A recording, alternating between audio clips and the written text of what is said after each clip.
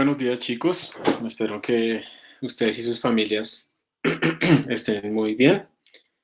Vamos a empezar la clase de hoy y ya puse a grabar por si acaso, para que sepan que está grabando. Mm, varias cosas importantes de las que debemos hablar. Déjenme aquí, yo configuro una cosita.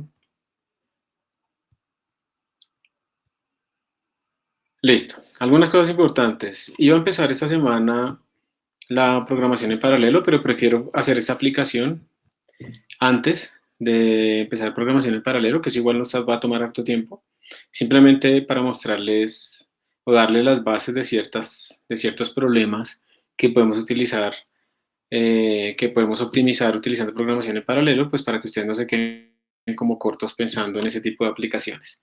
Esto que vamos a ver hoy va a ser un overview muy por encima de una técnica llamada Molecular Dynamics o Soft Particle Molecular Dynamics. No vamos a hacerlo realmente para moléculas, realmente lo vamos a hacer es para cuerpos macroscópicos, aunque el concepto aunque el concepto es como el mismo, es resolver simplemente las ecuaciones de Newton en un sistema. Aunque no lo crean, pues para moléculas se utiliza mucho resolver las ecuaciones de Newton, se le pone un campo de potencial cuyo gradiente con un signo menos les da la fuerza, o sea, son conservativos, y eso se utiliza para simular, dependiendo de los campos utilizados, de los campos de gradiente, se utiliza para simular pues diferentes formación de moléculas e interacción entre membranas y cosas de ese estilo. Que es lo mismo, pero en otra escala de lo que vamos a utilizar ahorita. Ahorita lo que vamos a hacer es como para resolver simplemente el problema de dos cuerpos interactuando. Esos cuerpos pueden ser una pelota contra la Tierra. Y digamos que el problema va a ser muy sencillo. El problema va a ser por ahora, vamos a arrancar con un problema de una caída en un campo uniforme, o sea, una pelota que se va a caer en un campo gravitacional, pero la idea es que no vamos a utilizar la solución teórica. La idea es que vamos a encontrar algún método que nos permita resolver las ecuaciones de Newton de forma eficiente y precisa, hasta donde se pueda, para que la solución teórica surja de ahí. ¿Y para qué nos sirve eso? Porque como conocemos la solución teórica, podemos comparar esta solución numérica con esa solución teórica y luego podemos empezar a meterle fuerzas para las que no existe solución teórica. Por ejemplo, podemos empezar a meterle fuerzas de amortiguamiento viscoso proporcionales a la velocidad al cuadrado, a la velocidad al cubo. O sea, cualquier cosa que se les ocurra físicamente soportada para meterle ahí se puede utilizar. Y aunque no exista la solución teórica, si nuestra solución numérica está calibrada con una solución teórica conocida previa, pues podemos confiar en que nuestra solución numérica va a resolver también estos otros casos donde no existe la solución teórica. Eso es lo que vamos a hacer. Finalmente, digamos que el objetivo acá es ver más o menos estos métodos, cómo se piensan y cómo se implementan de forma sencilla. Y de paso, aprender a utilizar una herramienta que se llama ParaView, que realmente la vamos a usar el viernes, para hacer visualización de estos sistemas. Simplemente también, como todo es una introducción básica, ParaView hace muchas cosas potentes.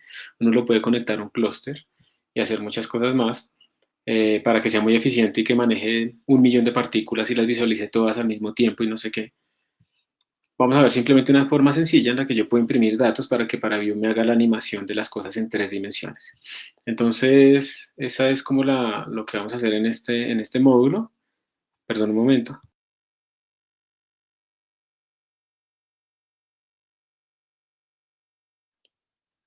Y después de hacer estas cosas, pues vamos a introducirnos a la programación en paralelo. En la programación en paralelo vamos a tener que utilizar mucho la consola porque pues yo me imagino que sus computadores en las máquinas virtuales que ustedes tienen pocos núcleos, 1 o 2 núcleos le habrán puesto, por mucho. Entonces tenemos el problema de que no tenemos muchos núcleos donde probar. Entonces voy a tratar de ver una manera en la que podamos entrar a la nacional si no nos apagan los computadores remotamente y entrar allá a ciertos computadores que tienen 8 núcleos para hacer algunas pruebas ahí. Pero eso implica que vamos a tener que trabajar mucho en consola. Entonces, pues todas esas habilidades que hemos hecho hasta ahora de usar la consola, compilar en consola, hacer debugging en consola y todo en consola, van a ser supremamente útiles en este caso. Yo les contaré después cómo va a ser esa infraestructura de acceso y si se puede o no se puede. También algo interesante que vi fue que en Replit, ese enlace que les mandé, En Replit ustedes pueden hacer programación en paralelo, ahí puede correr OpenMP, puede correr MPI y tienen acceso a 4 núcleos. Entonces también podemos hacerlo por Replit, pues vamos a hacer máximo con 4 núcleos, pero pues podemos hacer las cosas más básicas también ahí. Entonces con estos recursos yo creo que podemos defendernos para hacer una introducción también a estas áreas bajo la limitante de recursos en general que tenemos nosotros. Y pues ya, entonces vamos a ver. También voy a tratar de contactar el departamento de biología, que ellos tienen un clúster, a ver si nos dejarían acceso, pero pues nada, por ahora prefiero no decir nada más hasta ver qué me dicen ellos. Si se podría utilizar o no una partición para estudiantes, porque me imagino que están con las máquinas toteadas corriendo simulaciones para el COVID, entonces no sé si nos dejen. Vamos a ver qué podemos hacer. Entonces por ahora, digamos, vamos a ver este tema de dinámica molecular. Les voy a mostrar una presentación. Esta presentación es viejísima, pero pues eso no ha cambiado. Es de 2007, imagínense. Por eso es que a mí ya no me gusta ponerle las fechas a las presentaciones. De hecho, la voy a volver a hacer y le voy a quitar la fecha, pues para que la gente no se dé cuenta de lo viejo de las cosas. Una mala maña que uno tiene de poner las fechas y el curso. Después uno se va dando cuenta que si uno quiere reciclar, que es una de las habilidades más importantes cuando se vuelve viejo uno, pues tiene que quitarle esas fechas y esos cursos y todas esas cosas, pues para que no se vea todo desactualizado, porque reciclar es usar lo mismo, ¿no? Y sobre todo si no pierde las fuentes. Entonces, les voy a mostrar, les voy a compartir mi pantalla en este momento. Y aquí les comparto esa presentación. Entonces, esto es algo que se hizo cuando yo estaba por allá haciendo la maestría, creo, terminando el pregrado, yo no me acuerdo. Fue una presentación que se hizo para el grupo de geotecnia de la Universidad de los Andes, pues porque con ellos era que trabajábamos nosotros en estas cosas. Y pues aquí va. Entonces, es un modelo tridimensional para simular medios granulares, pero es lo mismo que vamos a hacer nosotros acá, de simular un cuerpito que está cayendo en la Tierra. Entonces, bueno, algunas definiciones de medios granulares, esos medios granulares se pueden comportar como agua, o sea, como más bien, no como agua, como un líquido, o como un sólido, o como un gas, dependiendo de cómo uno los esté manipulando. Entonces la cosa no es fácil de describir. Eh, es el segundo material más usado por el hombre después del agua. Entonces en la implicación industrial es brutal al entender estos materiales. Hay mucho estudio activo en estos medios.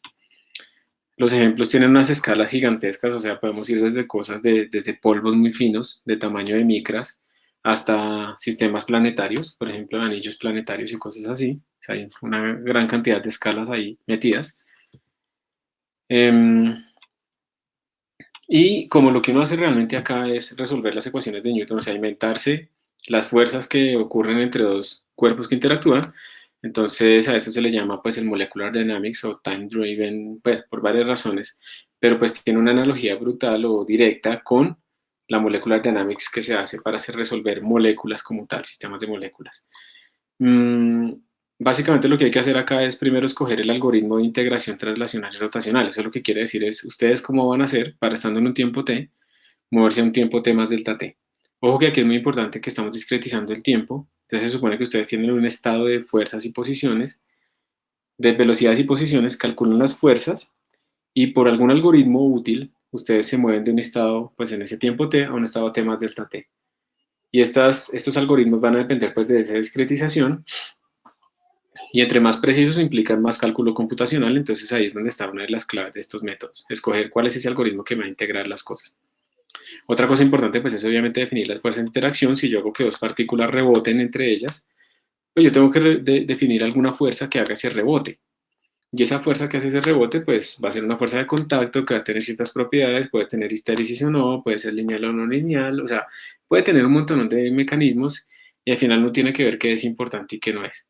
Puede tener disipación o no, puede conservar la energía o no, bueno, un montón de cosas. Y se puede también incluir, por ejemplo, fricción a la rodadura y más allá.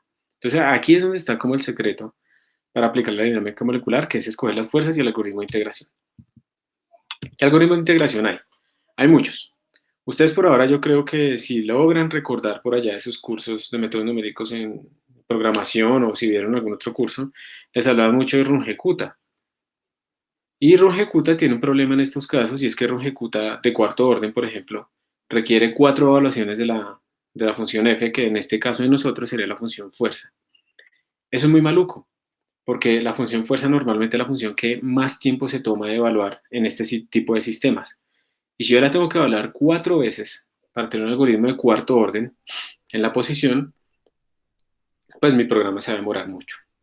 Entonces hay otras formulaciones, otros algoritmos, como el de Berlet, de Leapfrog y otros más, que les permite a ustedes evaluar menos veces la función de fuerza y obtener casi la misma precisión. Por ejemplo, el de Berlet es un algoritmo que tiene delta t a la 4, o sea, h o delta t a la 4 en posición, es muy bueno, que tiene el mismo orden de precisión que un rungecuta de orden 4, pero tiene delta t al cuadrado en velocidad.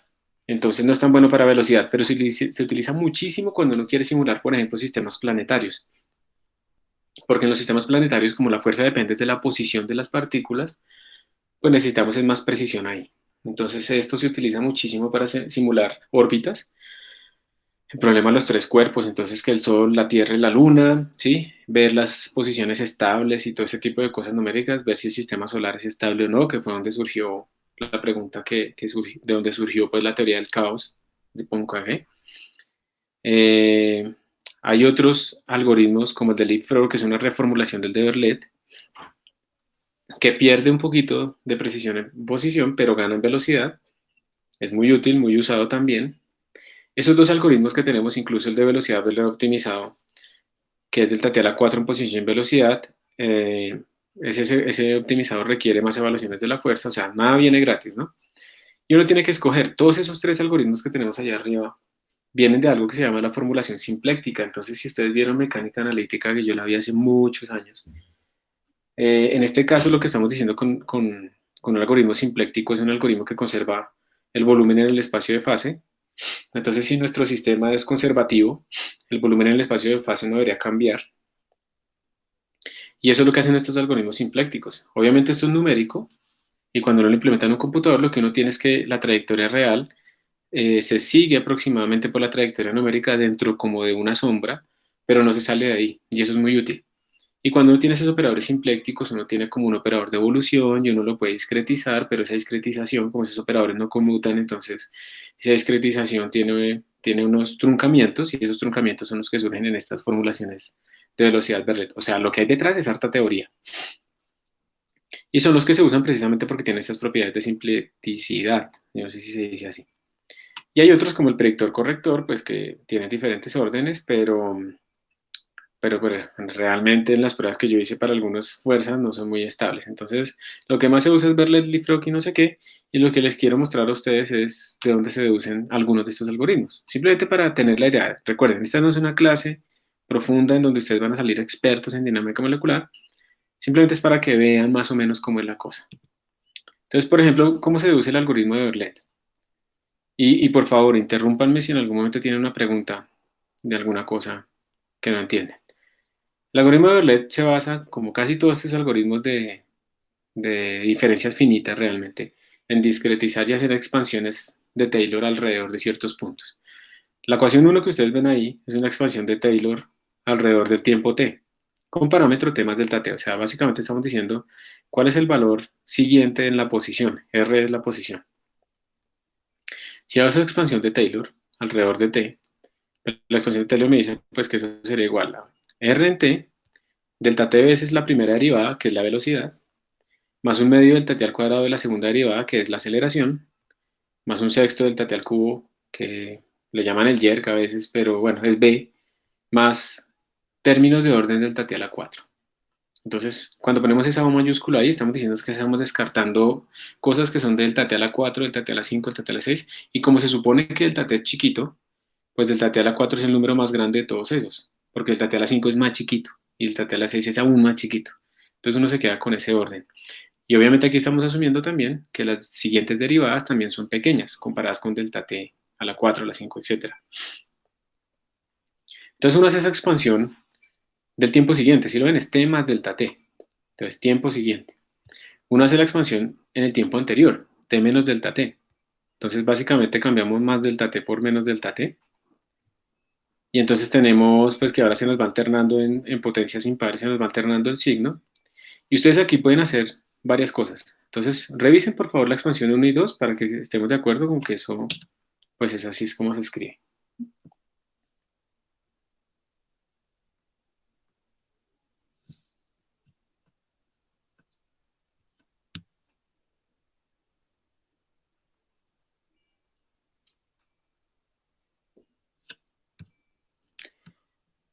Voy a mirar si de pronto alguno hizo una pregunta, pero pues preferiría que no la escribieran en el chat, sino que dijeran si lo pueden decir. Y si alguien ve alguna pregunta en el chat que yo no haya visto, por favor me avisa, ¿sí? Les pido ese favor.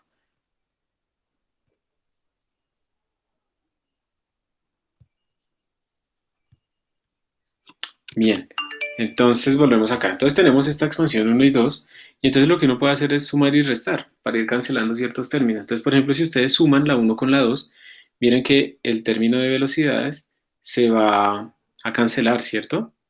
Entonces, si uno suma la uno con la 2 se nos cancela el término de velocidades, nos queda dos veces r de t, se suman también los términos de aceleración, nos queda dos veces ese término, se resta ese término al cubo y se suman los términos delta t a la 4. Entonces, cuando yo sumo la uno con la 2 yo puedo despejar la r siguiente, la de t más delta t, y nos va a dar igual a dos veces la r actual, porque cuando se sumaron estos dos quedaron dos veces ese término, menos la t anterior, o sea, pasé a restar esto acá, al otro lado, más delta t al cuadrado por la aceleración, más órdenes de delta t a la 4. Aquí es donde sale que el algoritmo de Verlet es de orden delta t a la 4.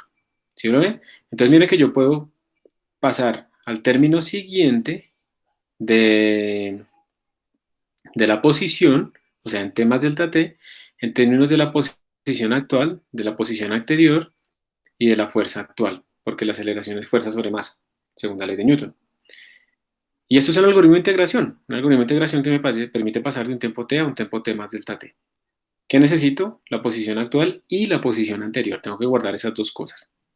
Y la fuerza actual, ¿cierto? Porque está en el tiempo t.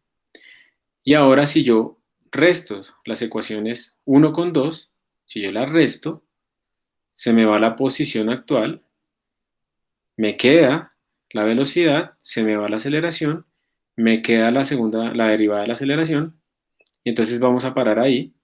Entonces lo que hacemos es despejar de ahí la velocidad, dividimos por delta t, entonces delta t al cubo de b, como lo dividí por delta t todo, me queda delta t al cuadrado. Entonces restando uno y 2 y despejando la velocidad, yo obtengo la expresión 4, ¿sí?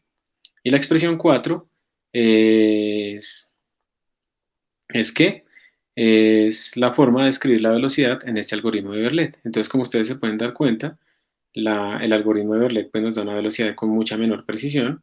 Y de hecho, si ustedes se dan cuenta, cuando delta t es muy chiquito, pues r de t más delta t es muy parecido a r de t menos delta t. Entonces aquí tenemos un poquito de subtracción cancelativa. Entonces aquí vamos a tener, por ejemplo, pues algunas inestabilidades numéricas en la velocidad. Pero la posición sí nos da muy, muy bien. Y esto es el algoritmo de Verlet. Se deduce así de fácil. Cuando uno se pone a estudiar esto simplécticamente se da cuenta que este algoritmo está minimizando la acción clásica y todo ese rollo, pero bueno, no nos vamos a meter allá. Yo ya ni me acuerdo de eso. Entonces, ¿para qué me pongo a hablar de eso? Y ya, así es que se deduce. Entonces, ¿cómo se implementaría el algoritmo de Verlet? Uno lo que tiene que hacer entonces es crear una función que reciba la posición actual, la posición vieja, la fuerza actual, la masa, obviamente, y con eso uno empieza a calcular las nuevas posiciones. Miren que el algoritmo de Verlet, la ecuación 4 para la velocidad requiere la posición nueva. Entonces el algoritmo de Verlet tiene un orden. Primero calculo la posición nueva, ecuación 3, y luego calculo la velocidad. Y miren además que la velocidad está desfasada. Si se dan cuenta que uno tiene la posición en tiempo t más delta t, pero la velocidad la tiene en el tiempo t. Entonces tanto la posición como la velocidad están desfasados. Pero si el t es chiquito, pues no importa mucho. Pero si uno tiene algo que dependa fuertemente de que esos dos estén al mismo tiempo, pues uno tiene que ver qué hace ahí. Entonces esto es su algoritmo de Verlet y así de fácil se deduce. ¿Tiene alguna pregunta ahí?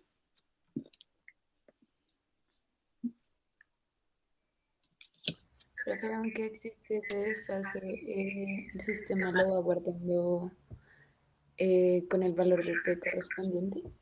O sea, para un valor de t guarda r y b, para el t más delta t guardará r y en la siguiente guardaría b para el siguiente valor. Pues depende de cómo tú lo implementes y eso es lo que vamos a hacer ahorita, implementarlo. Si tú quieres, por ejemplo, un algoritmo que cree un arreglo y que guarde todas las posiciones y todas las velocidades, tú tienes que tener en cuenta que realmente le está guardándolos así desfasados. Pero normalmente lo que uno hace es ir actualizando la posición y la velocidad de la partícula, o sea, como que se va sobreescribiendo. Entonces, en cada iteración, en ese for que tú vas a hacer del tiempo, en cada iteración tú lo que estás haciendo es actualizar las posiciones y eso quiere decir que internamente, o sea, implícitamente, el tiempo está cambiando y se están sobreescribiendo las variables. Entonces, ya lo vamos a ver en la implementación para que quede más claro. ¿Está bien? Vale, De cómo se hace esto. Entonces, bueno, este es el algoritmo de Verlet en resumen, y así es que se calculan las nuevas posiciones y las nuevas velocidades. Pero acá es muy importante también pensar cómo lo implementaríamos. Entonces ya dijimos, bueno, hay un orden, está bien, pero además implica que tenemos que guardar no solo la posición actual, sino también la posición anterior. Eso es otra cosa importante. Y aquí ustedes tienen que ver es, ¿será que necesito algo cuando doy el primer paso? O sea, cuando quiero hacer, cuando estoy en tiempo t igual 0, ¿yo qué tengo? Entonces en tiempo t igual 0 yo tengo la posición inicial, obviamente, tengo la velocidad inicial y tengo la fuerza inicial. O sea, tengo posición en 0, velocidad en 0 y fuerza en 0. Cuando quiero hacer el primer paso, pónganle estas ecuaciones t igual a 0 a ver qué les da. ¿Qué se necesitaría y qué no existe? Si ustedes, por ejemplo, en la ecuación 5 le ponen t igual a 0, entonces tendrían r de 0 más delta t, o sea, el primer paso de tiempo, el r nuevo sería 2 veces r en 0. Perfecto, esa la tenemos, es la condición inicial. Menos r en 0 menos delta t, o sea, me está pidiendo la posición en un tiempo anterior al tiempo inicial, pero eso yo no lo tengo porque las condiciones iniciales quieren decir en tiempo t igual 0. Entonces ya que hay un problema. Más delta t al cuadrado por la aceleración en 0. Esa sí la tengo porque puedo calcular la fuerza inicial. Entonces si se dan cuenta que aquí hay una variable r de 0 menos delta t que no existe como condición inicial y que la tenemos que crear. Esto se llama el arranque del algoritmo y uno siempre tiene que mirar si necesita crear cosas nuevas. Ya vamos a ver cómo crearíamos eso. Pero pilas porque eso hay que hacerlo. Y lo mismo pasa con la velocidad. Bueno, la velocidad inicial en 0. ¿Ustedes qué creen? ¿Qué podrían hacer de la ecuación 6? ¿Hay algo que no tengan en la ecuación 6?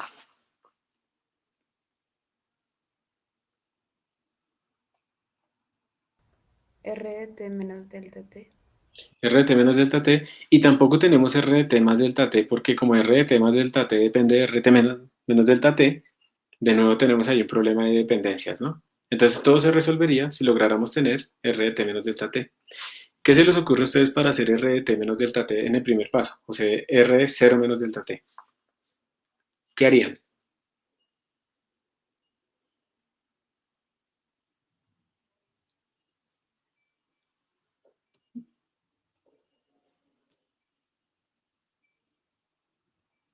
Pues, profe, yo diría que podría ser el mismo R inicial, ¿no? O no sé. Eso es una sugerencia válida, perfecto. O sea, la primera opción, hay dos opciones, hay muchas opciones. La primera opción sería expandir ahora la expansión de Taylor hacia atrás. Entonces R de 0 menos delta t sería R de 0, que sí lo conozco, menos delta t por V en 0, que sí lo conozco, menos delta t al cuadrado sobre 2 por F en 0, que sí lo conozco. O sea, yo puedo hacer una expansión hacia atrás en el tiempo y podría darle un valor en términos de las condiciones iniciales. Eso será como lo más correcto, porque yo las condiciones iniciales sí las conozco. La otra opción es la que dice su compañero. Yo podría decir, pues, como delta t chiquito, pues r de t menos delta t, pues es el mismo r de t, r de 0, perdón. R de 0 menos delta t es el mismo r de 0.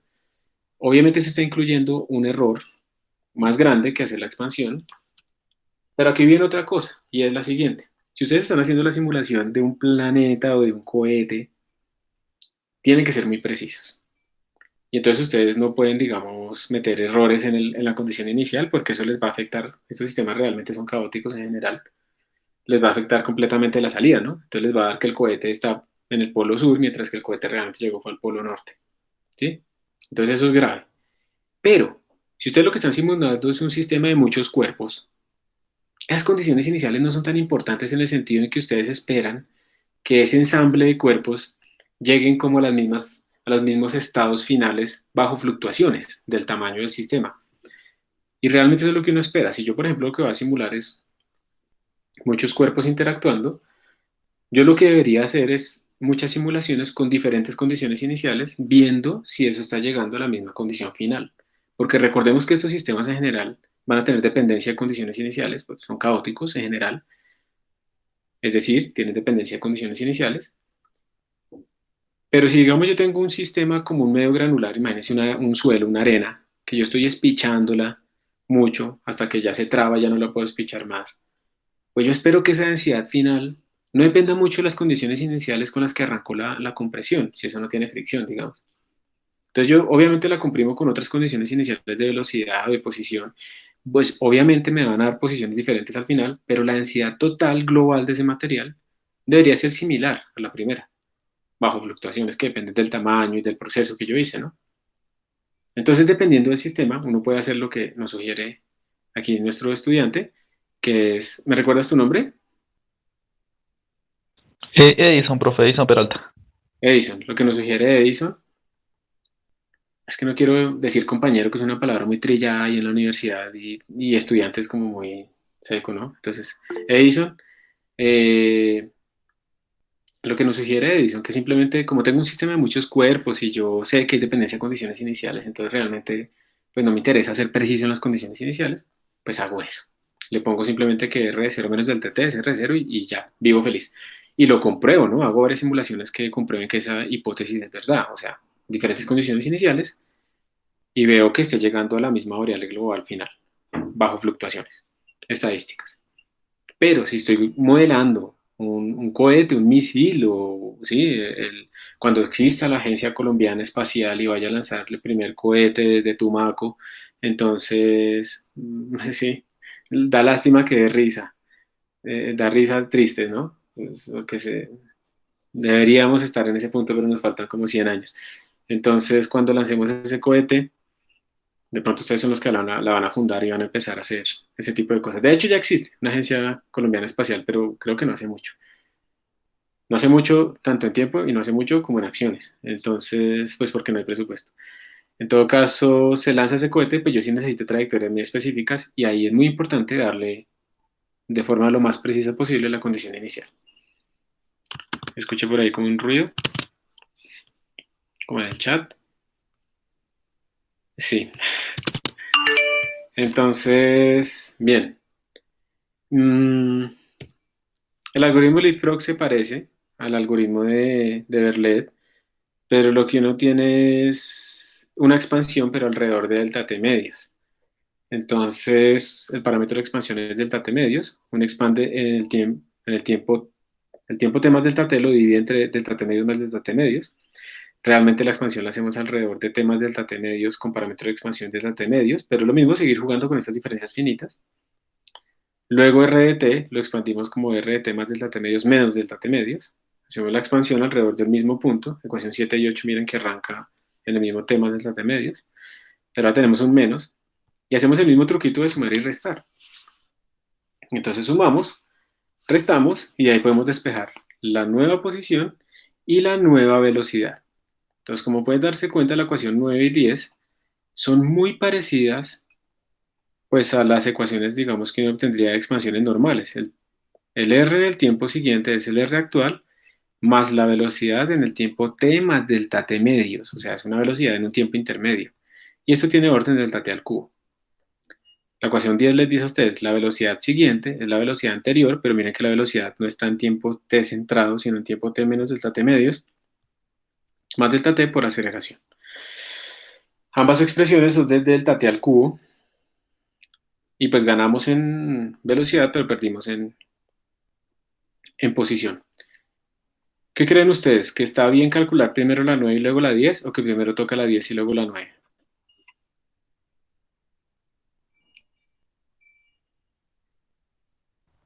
Primero 10, ¿Por qué? porque la fracción de tiempo es menor. Más o menos. Mira que la 10 nos da la velocidad en t más delta t medios. La posición en t más delta t, a qué velocidad necesita? a la velocidad en t más delta t medios. Entonces primero tenemos que calcular la 10 y luego calculamos la 9. La 9 acabo de ver que tengo un error. Seguramente cada vez que veo esta presentación digo que tengo el error y nunca lo corrijo.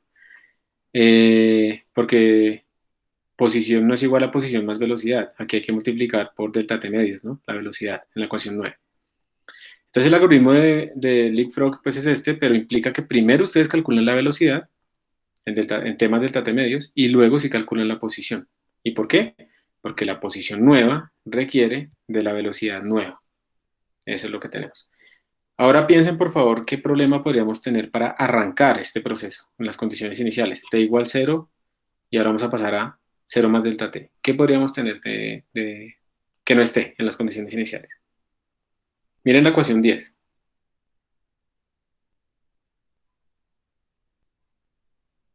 Pues, profe, el mismo inconveniente que en la presentación anterior, bueno, que en la diapositiva anterior, pero esta vez con la velocidad. Exacto, me dicen. De nuevo, si reemplazamos t por 0, en la ecuación 10, al lado derecho del igual, tenemos que necesitamos la velocidad en 0 menos delta t medios, pero nosotros la tenemos es en 0. Entonces también hay que de alguna manera desfasarla, ¿sí? En cambio la aceleración en 0 sí la tenemos con las fuerzas. Bien, entonces teniendo en cuenta eso, ya vemos que cuando uno quiere hacer estos algoritmos de integración tiene que tener una función que haga el algoritmo de integración, que me pase de t al siguiente paso, más delta t o más delta t medios, etcétera. Pero también tengo que tener una función que al inicio me ajuste las variables para que yo pueda arrancar estos algoritmos. Entonces esta es la formulación y de nuevo tengan en cuenta que las velocidades y las posiciones no están exactamente en el mismo tiempo, pero pues si delta t chiquito esto no es muy importante, pero si yo necesito que estén en el mismo tiempo pues tengo que hacer unas correcciones ahí. El algoritmo de velocidad Berle optimizado pues es un poco más complejo, eso es lo que se hace, lo que hizo Omelian, que es el autor de ese artículo, fue calcular el operador de evolución, meterle ahí un parámetro epsilon, luego calcular el error de esa expansión y luego minimizarla respecto a epsilon y le da que si epsilon valía este número, esta vaina minimizaba el error total y entonces este algoritmo es una maravilla, pero no lo vamos a implementar porque nos demoramos mucho. Y los predictores correctores lo que hacen es predecir primero una posible posición, calculan la fuerza en esa posición predicha y la calculan con lo que se tenía anteriormente y de acuerdo a la diferencia entre esas dos, ellos corrigen esa nueva posición para que la cosa sea más estable. No lo vamos a tener en cuenta ahí, no nos vamos a poner a hacer nada de esto, eso tiene un montón de coeficientes. Y los que les quiero mostrar acá, bueno, no nos vamos a tener ahí. Ya nos vamos a pasar también cuando uno hace rotaciones, ¿se acuerdan? Ese temita tan bonito de rotaciones de mecánica analítica, que primero se hace con la matriz de rotaciones con los ángulos de Euler, que tienen diferentes convenciones. Las convenciones se refieren a través de qué eje ustedes hacen la segunda rotación. Entonces, ustedes hacen la primera rotación alrededor del eje Z, y la segunda rotación la pueden hacer a través de X o de Y eso cambia la convención. Y eso yo nunca lo aprendí, lo descubrí después tratando de implementar estas vainas y no me daba nada. Uno utilizando la matriz de rotación puede hacer las rotaciones de los sólidos rígidos, pero la matriz de rotación tiene varios problemas. Cuando uno coloca las ecuaciones de Euler para los ángulos, miren que por ahí hay unos senos dividiendo, ¿sí los ven? Unos senos de teta y unas cosas ahí. Entonces, si ese ángulo teta tiende a 0 o tiende a pi, estamos dividiendo por 0. Entonces, estas vainas se vuelven muy inestables. Entonces, las matrices de rotación no son muy útiles cuando uno está en esos casos cercanos de teta igual 0, de teta igual a pi, se vuelven inestables, entonces se hace una reformulación en términos de cuaterniones. Los cuaterniones también representan rotaciones, son generalizaciones de los números complejos, y en términos de cuaterniones uno puede escribir los ángulos de Euler, como les digo, eso no nos vamos a detener acá, pero yo puedo sacar ecuaciones de los cuaterniones, ecuaciones de evolución, y los cuaterniones evolucionan mucho más bonito. Miren la matriz de rotación en términos de cuaterniones, y yo puedo encontrar cómo es la evolución, ecuación 30, de los cuaterniones en términos de los cuaterniones actuales y las velocidades angulares. Entonces yo puedo encontrar cómo evolucionan los cuaterniones y eso implica que puedo encontrar cómo cambia la matriz de rotación y eso implica que puedo encontrar los algoritmos, los ángulos de Euler y eso implica que puedo encontrar la orientación de mi cuerpo, pero utilizando cuaterniones, que es numéricamente mucho más estable. Entonces el mismo Melian también se inventó un algoritmo que es muy eficiente y estable numéricamente, que es como un leapfrog. Miren que esto está en temas delta T medios, un leapfrog para rotaciones, y esto es lo que uno utiliza para hacer rotar un sistema rígido. Como vamos a utilizar esferas en esto que vamos a hacer acá y todo eso, pues no lo vamos a meter, pero esto es lo que normalmente se utiliza para hacer ya rotaciones de cuerpos de forma arbitraria. Entonces aquí, como ven, hay toda una ciencia detrás de estos algoritmos de integración. Y por último, lo que les quiero mostrar son las fuerzas que uno tiene que meter, porque pues eso es como el otro secreto, ¿no? ¿Qué fuerzas de interacción puedo meter entre mis partículas? Y eso va a generar una dinámica completamente diferente dependiendo de esas fuerzas. Ese es un montón de ecuaciones horribles, ahí no tengo figuras.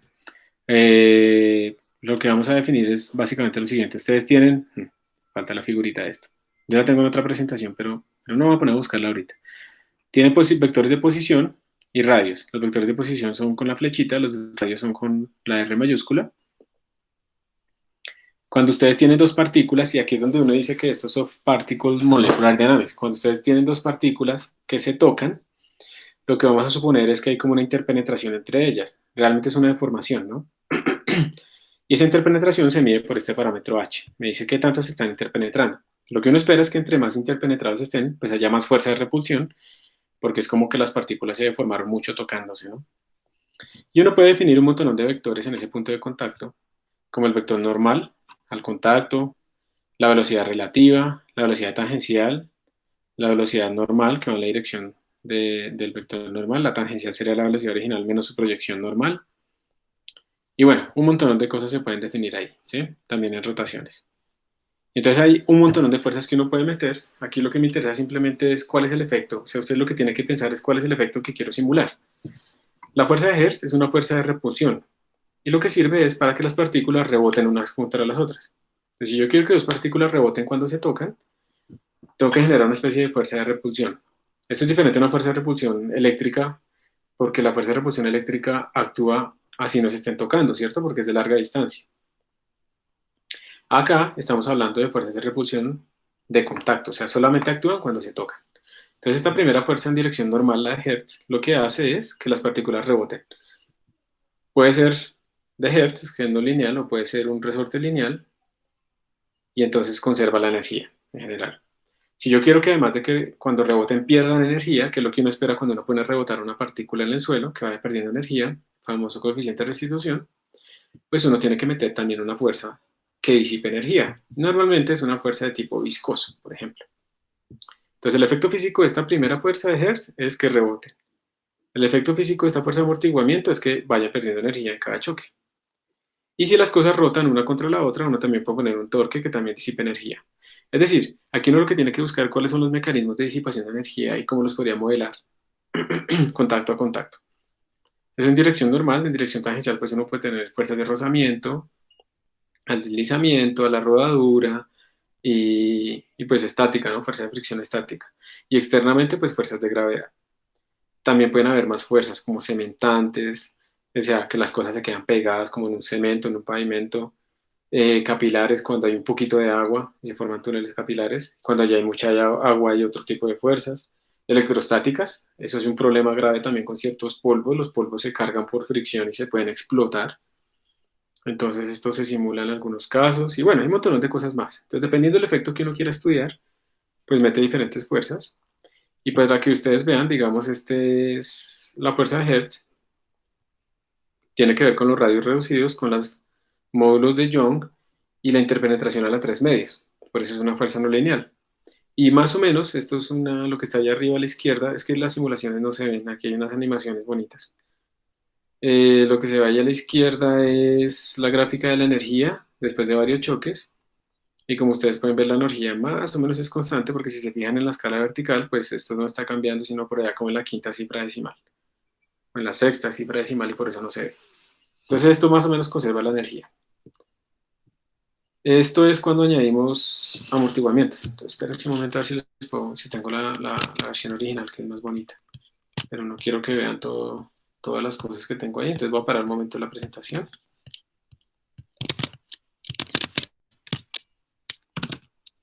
porque tengo mucho desorden.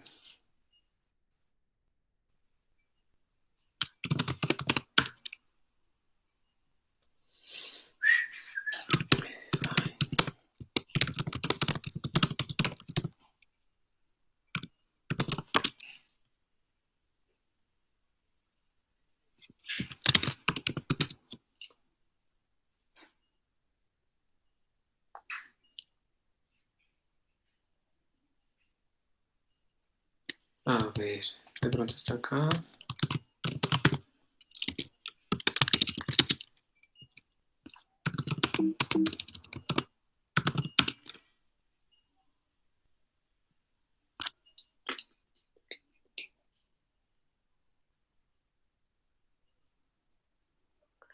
Esto me pasa por hacer esto, todo está bien en Beamer y no sé qué.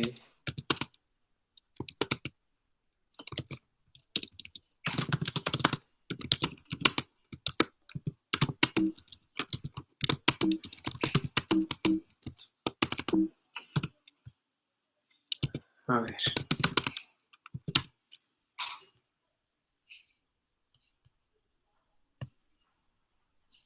Denme un minutico más, por favor.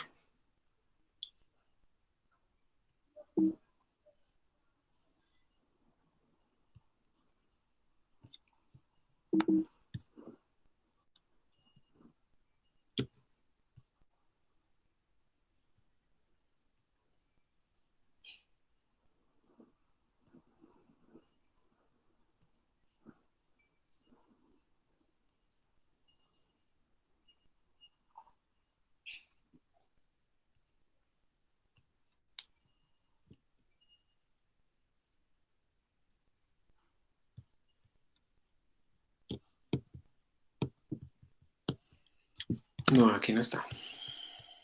Otro minutico, pues porque quiero mostrar los videos y si no, pues ya dejamos así.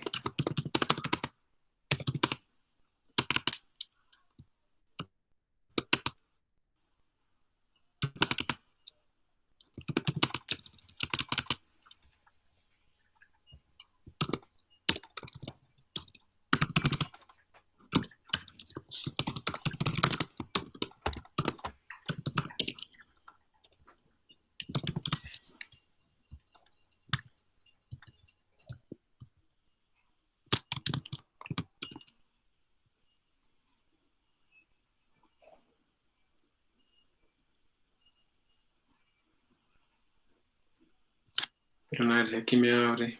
Vamos, vamos.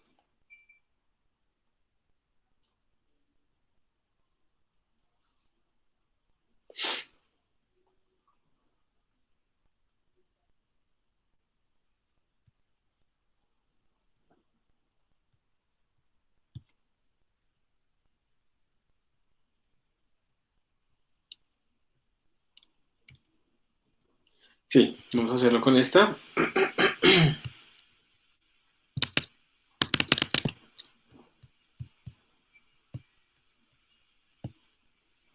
¿Me confirman, por favor, que pueden ver mi pantalla?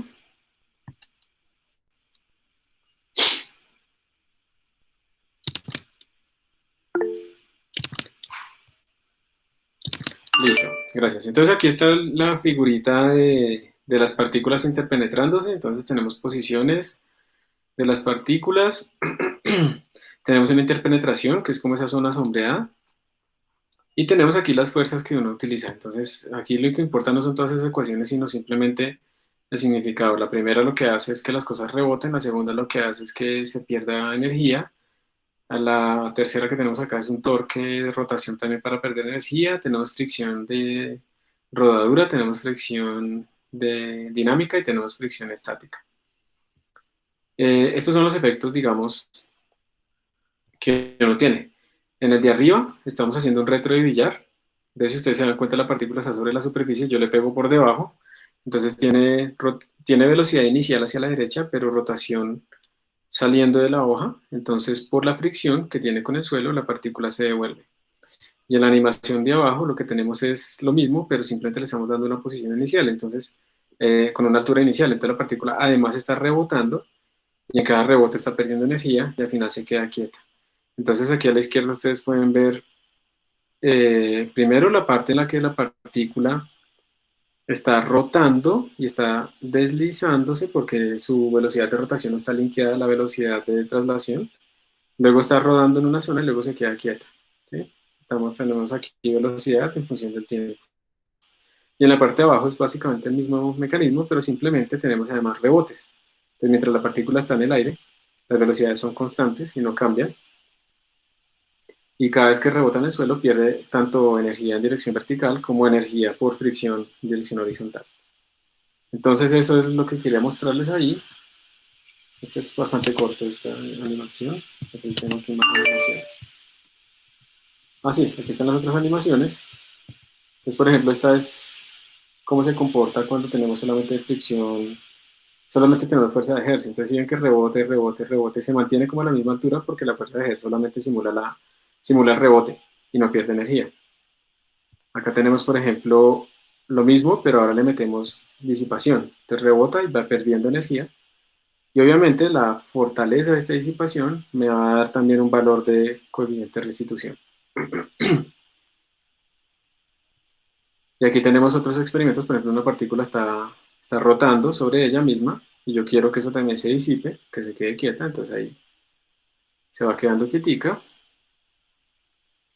Y pues tenemos fricción, que es un poco más complicada de implementar. Bueno, volvamos acá.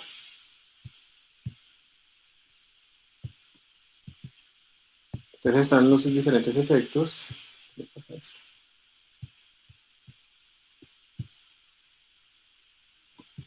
Aquí están los diferentes efectos y ya. Y pues uno puede hacer aquí optimizaciones en el sentido en que nuestros algoritmos, si calculan las fuerzas en todos contra todos, pues esa vaina crece como n al cuadrado y quiere decir que es supremamente lento. Entonces uno lo que hace son descomposiciones de dominio, por ejemplo, partir el dominio de simulación en cajitas y que las partículas que estén en una cajita dada solamente calculen fuerzas con las cajitas vecinas y no con todo el mundo. Y esto hace que el código bueno, el algoritmo ya no sea de orden n cuadrado, sino de orden n por logaritmo de n, o sea, muchísimo más rápido. Y ahí entonces uno empieza a jugar con el compilador, con optimizaciones, menos O0, menos O3, que ustedes ya conocen eso, programar en paralelo, etcétera, etcétera, etcétera. Entonces esta es como la introducción a la dinámica molecular. Y entonces ahora nos vamos a poner a hacer un código que simule una partícula cayendo bajo acción de la gravedad. ¿Ok? Y entonces ahí vamos a ir aplicando algunas de estas técnicas que vimos acá, sobre todo los algoritmos de integración.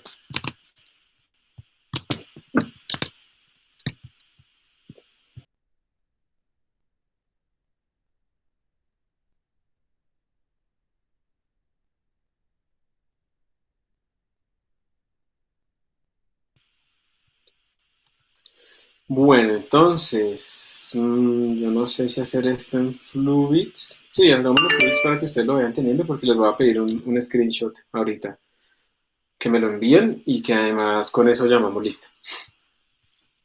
Entonces, por favor, entren a Fluids. Y en Fluids voy a crear una nueva carpeta. 2020 0506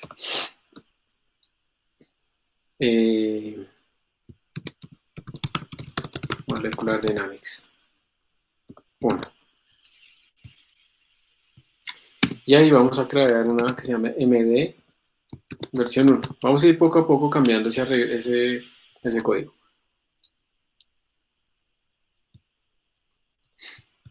Entonces, entren a Fluids, por favor, para que puedan ir copiando ese código ustedes. Entonces, como todo, vamos a empezar de la forma más sencilla posible. Include stream.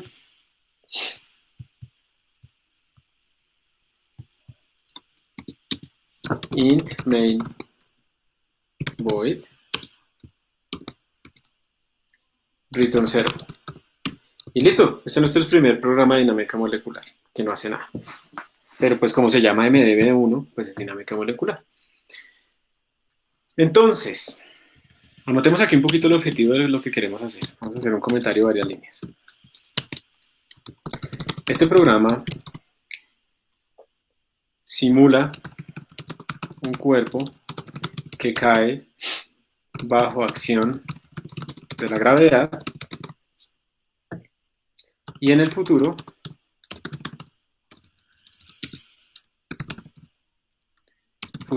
va a rebotar contra el suelo y contra otros cuerpos y ya. Eso es como la forma general. Entonces, si ustedes quieren simular un cuerpo que rebote y todas esas cosas, pues primero tiene que tener algo que modele el cuerpo. Y eso implica que vamos a crear una estructura, una clase que modele un cuerpo. Entonces, para ustedes, digamos si ustedes quieren modelar un cuerpo, digamos, ¿qué debería tener? Si ustedes quieren modelar un cuerpo que actúe bajo la acción de la gravedad, ¿qué debería tener ese cuerpo? Físicamente, ¿qué atributos fundamentales? ¿Qué creen? Para no tener que... Si pueden, ¿no? Porque a veces me olvido del chat. Listo. Bien, masa. Entonces el cuerpo tiene que tener, ¿qué se me hizo? El cuerpo tiene que tener una masa, que en el fondo es como una densidad, ¿no? Para poder tener cuerpos de diferentes tamaños, pero con la misma densidad. ¿Qué más? Entonces tenemos en este momento un cuerpo que tiene masa. Listo. Pero no se mueve pues porque no tiene posición. Entonces, ¿qué más deberíamos ponerle?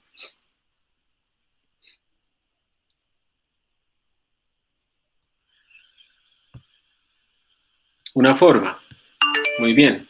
Entonces, como vamos por ahora a suponer que es un cuerpo que cae bajo la acción de la gravedad y no está rebotando con nadie, pues olvidémonos de la forma, porque pues es una partícula puntual. Todo actúa en el centro de masa, pero cuando rebote con el suelo, pues la forma sí va a tener que ser muy importante. Entonces podemos pensar en la forma,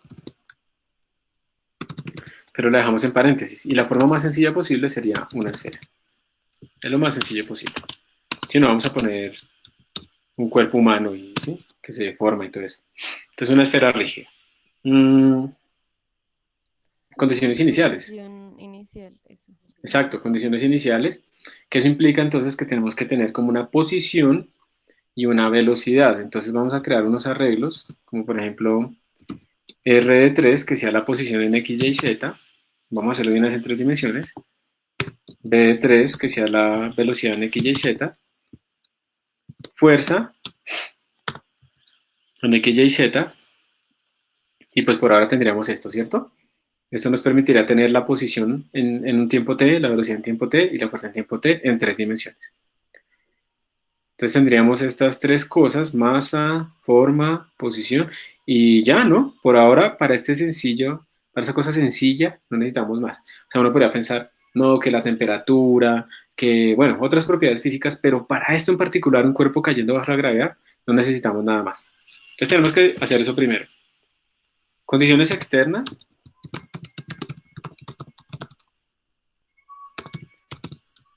Necesitaríamos, por ejemplo, el valor de la gravedad, ¿no?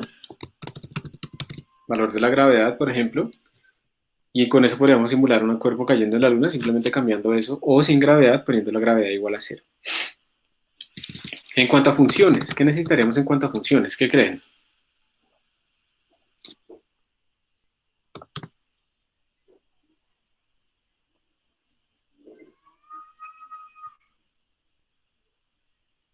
Carlos Felipe dice la elasticidad. Sí, Carlos, tienes razón, la elasticidad la necesitaríamos cuando rebote con otras cosas, pero en este momento para que caiga por la gravedad no necesitamos tampoco elasticidad, pero la tenemos que guardar. Carol, profe, señora, dime.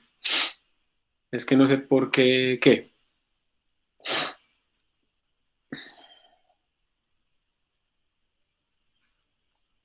Carol, dime por qué no sabes qué.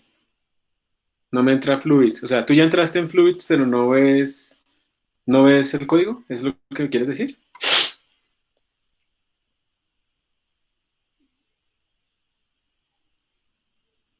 Listo. Dame tu usuario de Fluids.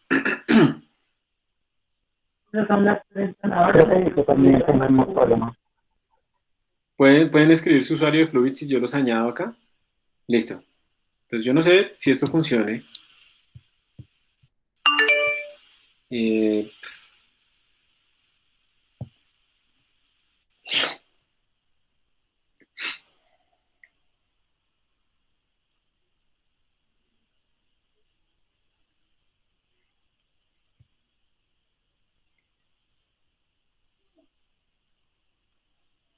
yo había visto esto. Aquí, permissions tal vez.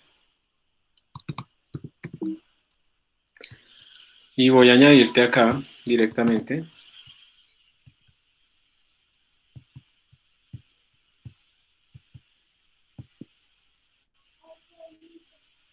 Y pues aquí ya te añadí a ver qué te sale. Claro, mira, a ver, recarga o yo no sé. Yo le di, MF Quintero.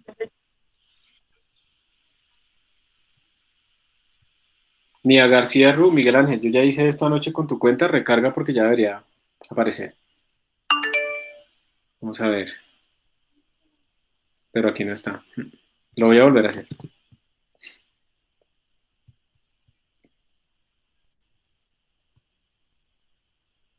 MF Quintero, ya te añadí. ¿Quién más? ¿Quién más? ¿Quién más quiere? Con el link también les sirve. Ahí ya pueden entrar directamente.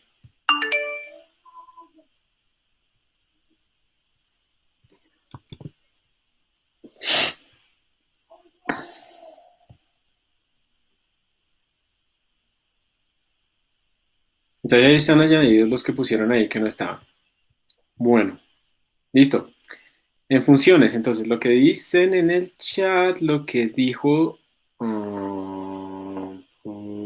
Angie Stephanie, es verdad, la función es de posición y velocidad. O sea, yo me imagino que te refieres a las funciones de hacer el paso de integración, ¿cierto? Que me calculen la nueva posición y la nueva velocidad. Entonces la podemos llamar función time step. Hace un pasito de tiempo, que lo que hace es nueva posición y nueva velocidad. ¿Listo? Eso es lo que hace. Muy bien, esa se necesita. ¿Se necesita cuál más? ¿Cuál más creen ustedes que se necesita?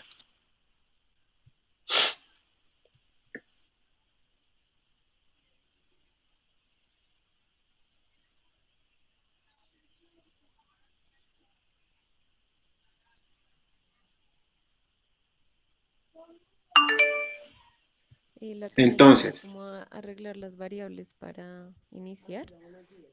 iniciar una función como start time integration. ¿Listo? Aquí se supone que, por ejemplo, Lady Paola Alfonso puede editar. Entonces, Lady, necesito que tú porfa escribas las otras funciones que digan tus compañeros porque yo voy a salir un momento. ¿Listo? Vuelvo en unos 3 minutos.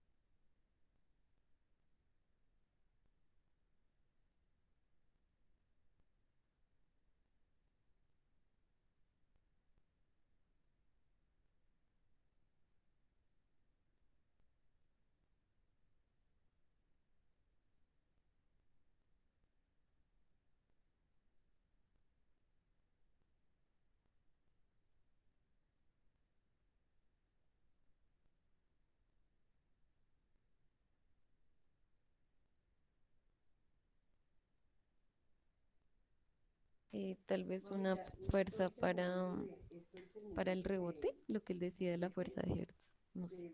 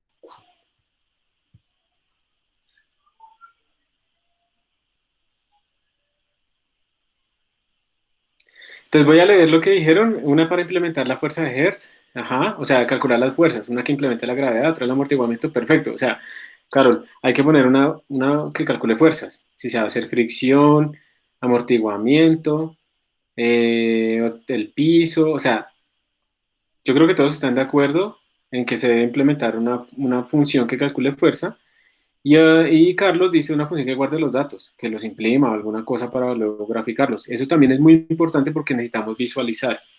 Entonces, implementar la fuerza de Hertz, la fuerza de rebote, la fuerza de gravedad, el amortiguamiento, la fuerza de fricción.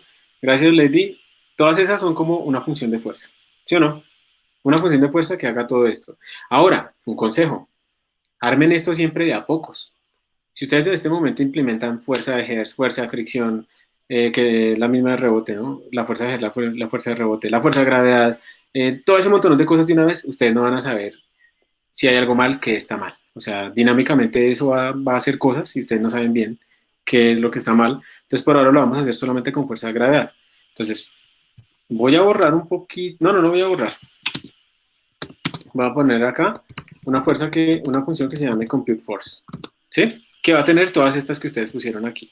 ¿Listo?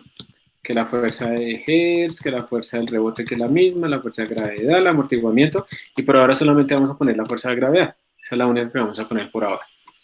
Y también hay una que debería imprimir nuestros cuerpos, ¿cierto? Print system, por ejemplo, o lo que sea. Y ese print puede ser con un formato que nos permita guardar los datos de alguna manera y luego visualizarlos en ParaView, por ejemplo. O en GnuPlot. Normalmente yo hacía estas animaciones en GnuPlot, pero realmente ahorita quiero directamente ir a ParaView. Porque en GnuPlot uno puede animar y uno puede hacer una animación en tiempo real y guardarla en un GIF y luego muestra ese sistema animado y uff, súper chévere. Pero lo vamos a hacer ahora directamente en ParaView, que es aún más uff. Y falta una que me parece muy importante, que es como initial conditions. Una función que nos dé las condiciones iniciales. ¿Y por qué la pongo como una función aparte? Cuando tenemos una partícula, pues es sencillo, simplemente la escribimos y ya. Pero cuando tenemos muchas, es útil hacerlo dentro de una función, y esa función lo que va a hacer es, por ejemplo, poner las partículas en una grilla, asignarles velocidades aleatorias, todo ese tipo de cosas. Entonces la función initial conditions and properties de pronto también que rellena como el sistema con densidades y cosas así, pues son cosas útiles para hacer y para separar en una función propia. Quiero que observen ustedes que aquí hay varias cosas útiles y yo podría como cambiar esta organización más o menos así, miren. Initial conditions, y después podría haber aquí una función o algo que sea como de visualization, es lo que haríamos después. Miren que este primer bloque que tengo acá es como la preparación del sistema. Y dentro del argot, pues, dentro de este mundo de la gente que hace medios granulares o dinámica molecular, a eso se le llama el preprocessing. Es como preparar el sistema para empezar la simulación. A veces esto se le debe un archivo porque el preprocessing es gigantesco y lo prefiero hacer con otro programa y lo leo después. O en este caso lo vamos a hacer sencillo nosotros. Luego viene el processing, que es todo esto, que es evolucionar el sistema e ir guardando datos cada cierto tiempo para yo poder visualizarlo o analizarlo. No lo vamos a hacer acá, pero es muy importante que ustedes recuerden que en estos sistemas, digamos, con simulaciones que van a demorarse una semana o un mes, eso es normal en estas cosas, es muy importante que ustedes acá impriman el estado del sistema, no simplemente para visualizarlo, sino para reiniciar la simulación en caso de que se muera el computador o se muera la simulación. Entonces también hay que pensar, no lo vamos a hacer, pero les estoy contando, un consejo. Hay que hacer una función que imprima como un snapshot del sistema, pero no una foto, sino el x, y, z de todas las variables, el bx, by, y, bz de todas las variables, el fx, fy y fz de todas las variables. Absolutamente toda la información que yo necesitaría para volver a arrancar el sistema desde ese punto en el que se murió. Eso es muy importante, se llama el restart, digamos. Y entonces yo puedo, si mi simulación se demora mucho y la pongo a coordenada nacional, pero viene el vigilante y baja el taco, pues yo no pierdo una semana completa sino que pierdo simplemente hasta ese momento en que lo bajó, hasta ese último archivo que se imprimió. Y le digo a mi sistema, reinicie desde ahí y continúa. Esto ya es lo que se hace en simulaciones de gran escala. Siempre imprimir un snapshot cada cierto tiempo, porque eso es muy grande ese archivo, que me permita reiniciar la simulación. Entonces eso no lo debo imprimir todo el tiempo, solo cada cierto tiempo. Se imprime mucho más lo de la visualización, mucho más frecuente, porque eso es un conjunto de los datos del sistema. Pero el snapshot se debe imprimir cada cierto tiempo por seguridad.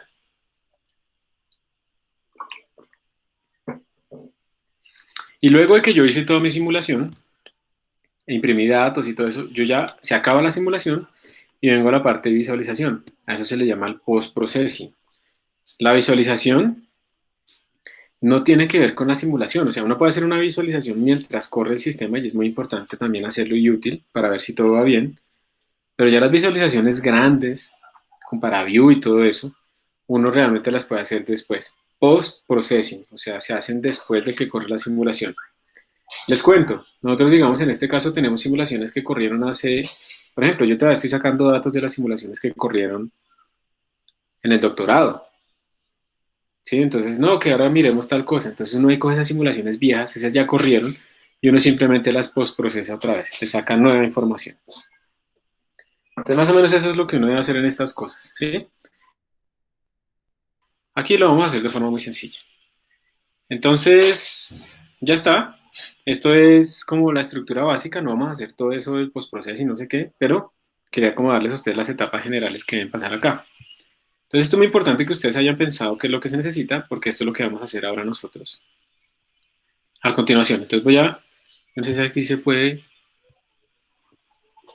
voy a crear otro archivo que se llame mdb2.cpp. Voy a copiar todo lo que tengo acá.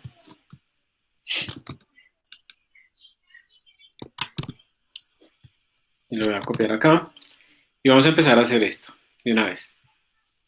Entonces, ¿cómo se hace la simulación de un cuerpo que tiene esas cosas? Sencillas. Entonces, para eso vamos a utilizar una estructura de datos. ¿Por qué una estructura o una clase? Porque lo que quiero es como agrupar, o sea, cada cuerpo tiene su propia masa, su propia oposición, su propia velocidad. Entonces, yo tengo dos opciones. Digamos, si yo tuviera n cuerpos, n igual a 100, digamos, int n igual a 100, yo podría hacer un arreglo de masas. Masa de n, bueno, vamos a hacerlo bien. Esto tiene que estar dentro de la función main, ¿no? Pero esto es un ejemplo. Rx de 3, ry, perdón, no de 3, de n, ry de n, rz de n, y así, etcétera, etcétera, etcétera. ¿Qué ventajas y desventajas creen ustedes que tiene esto? Al menos una ventaja, o al menos una desventaja. Cuéntenme ustedes qué creen. No tiene que ser correcto, tranquilos.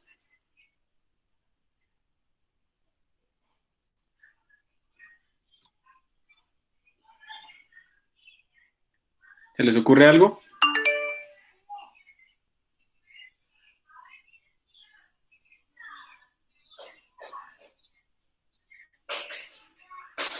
¿Ninguna? Bueno, miren, una ventaja, pues es que yo tengo claramente mis arreglos ahí, yo sé qué hace cada uno. Entonces, digamos que lógicamente yo entiendo bien la estructura de este código. La desventaja es que pensemos en el cuerpo cero. Ay, un momentico, espera, nena, un momentico, por favor.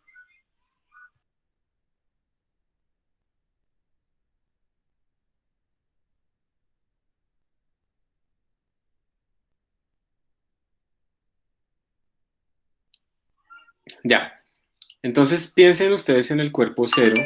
¿Dónde está esto? Acá. El cuerpo cero tiene la masa aquí, en masa cero, su posición en X en cero, y su posición en Y en cero, y su posición en Z en cero. Pero en la memoria, la posición en X de ese cuerpo está supremamente lejos de la posición en Y del mismo cuerpo, porque hay que atravesar a todas las posiciones X de todos los otros cuerpos. Entonces, si yo quiero operar solamente sobre el cuerpo de cero, tengo que estar pegando saltos en la memoria, y estos saltos en la memoria hacen pérdidas de caché que ustedes saben que no son muy buenas.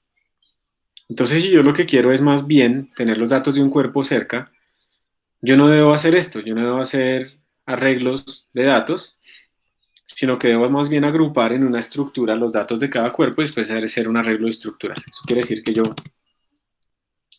vamos a crear una estructura llamada body, aquí hay que ponerle un punto y coma al final, y cada cuerpo, esta estructura simula un cuerpo, va a tener su propia masa, va a tener su propia posición, entonces aquí ya la voy a poner como un arreglo en 3 dimensiones. Bueno, lo vamos a hacer acá. Su propia velocidad, también con arreglos de 3 dimensiones, y su propia fuerza, un arreglo de 3 dimensiones. ¿Listo? Y entonces yo ya en la función main lo que haría sería, de tipo body, crearía un arreglo que se llame como bodies, de tamaño n. Miren la gran diferencia que hay entre esta primera forma y esa segunda forma. En esta segunda forma yo creé fue un arreglo de estructuras, ¿sí? Y lo que tengo es que cada cuerpo internamente tiene su propia masa, su propia posición, su propia velocidad y su propia fuerza. Entonces, si yo quiero calcular la nueva velocidad de este cuerpo, utilizo sus propias variables R y sus propias variables F, y por lo tanto todo está cerca en la memoria porque una estructura hace que todo esto se pegado en la memoria y por lo tanto va a tener menos pérdidas de caché. Entonces no es fácil de modelarla de esta manera. Me estoy metiendo un poco en programación para recordarles estas cosas o enseñárselas si no las conocen. Entonces esto tiene la desventaja de que las cosas están lejos, pero ¿saben cuál es la gran ventaja? Si ustedes van a programar tarjetas gráficas, esta es la manera de hacerlo. Pero como no vamos a hacer tarjetas gráficas, este man se me muere. Entonces lo vamos a hacer así, programarlo de esta manera, como arreglo de estructuras. Es más fácil, es más amigable con los procesadores normales, no con las memorias gráficas. Entonces lo vamos a hacer así.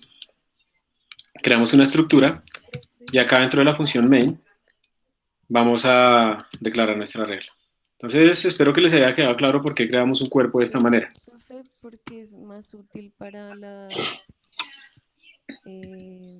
tarjetas gráficas. Porque en las tarjetas gráficas ellas lo que hacen es procesar. Las tarjetas gráficas, digamos, a ver, un procesador normal lo que tiene es un procesador como tal, digamos en la forma más fundamental, y una memoria de caché alrededor. Entonces el acceso a la caché, a esa memoria de caché es lo que uno debe optimizar para no tener pérdidas de caché. En cambio, en una tarjeta gráfica lo que uno tiene son muchísimos procesadores primitivos chiquiticos alineados, y uno lo que quiere es que esa inmensa cantidad de procesadores, 512 o 1024 procesadores chiquitos que hacen cosas tontas, pues estén ocupados. Entonces es preferible mandarle a ella todos esos arreglos de que están, digamos, separados pues individualmente, para que cada uno de esos procesadores estén ocupaditos. Entonces por eso para las tarjetas gráficas es preferible tener los arreglos así desglosados. La arquitectura simplemente es diferente a la de un procesador CPU. ¿Listo? Sí, gracias, profe. Con gusto. Aquí no vamos a ver programación de tarjetas gráficas, no alcanzamos y además yo no sé mucho. Entonces, para que me ponga a enseñarles. Bueno, no, esa es una frase tonta. Uno de profesor se pone a enseñarles cosas a veces que uno no sabe, pues para uno aprender. Les confieso eso, ¿sí? Entonces, porque la mejor manera de aprender es enseñar, ¿no? Pero pues con responsabilidad, o sea, yo no puedo llegar acá como, venga, mira, vamos a ver cómo se hace. Pues obviamente yo tengo que preparar algo antes. Entre todo lo que les he enseñado a ustedes, hay un tema que fue la primera vez que lo enseñé en la vida, digamos. El resto ya los he enseñado y por eso pues es más fácil. Probablemente ustedes se dieron cuenta cuál es, pero no les voy a decir. Si tienen algún candidato lo pueden decir a ver si le pega. Bueno, entonces ya modelamos el cuerpo. Ahora vamos a hacer la parte de las condiciones externas. Entonces, las condiciones externas son como las condiciones de simulación. Esto normalmente también va en un archivo de configuración aparte. Los archivos de configuración son de lo más importante que uno debe hacer, pero para que esto sea sencillo, lo vamos a dejar acá mismo adentro. ¿Por qué es de lo más importante? ¿Por qué hago esa afirmación? Porque los archivos de configuración me permiten a mí históricamente ver cuáles fueron las condiciones en las que corrió un código. Entonces yo debo hacer códigos que lean la configuración y corran, y con eso yo puedo cambiar de forma programática cómo se ejecuta mi código de acuerdo a esa configuración. Entonces aquí vamos a generar unas variables globales con int n igual a 1, porque vamos a tener solo una partícula por ahora. Y vamos a poner la gravedad también. 9.81. La vamos a poner en valor absoluto. Yo creo que no necesitamos más condiciones externas, ¿cierto? Entonces ahí vamos a poner aquí unos comentarios. Cuerpo. Simulation conditions. No sé. Y vamos a empezar a declarar nuestras funciones de utilidad. Las vamos simplemente a declarar acá. No las vamos a implementar todavía. Entonces, ¿cómo se declararían? La initial conditions. Pues eso es una función que no me debería retornar nada, ya simplemente crea las condiciones iniciales, initial conditions. ¿Y qué debería recibir? Pues debería recibir un arreglo de cuerpos, ¿no? Entonces lo podemos llamar B y recibes un arreglo. Ahora, yo no sé si para ustedes es mejor, pero yo voy a empezar a utilizar mejor vectors